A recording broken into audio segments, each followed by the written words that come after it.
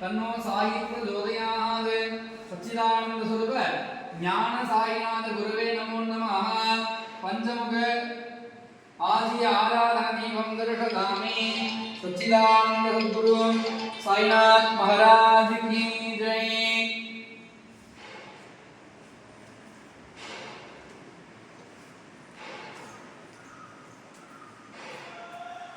அனைவருக்கும் ஞான சாய்பாபாவின் ஆசீர்வாதம் பரிபூரணம், எல்லா வளமும் நலமும் பெற்று பேரானந்தம் பெருவாழ்வு வாழ்வு.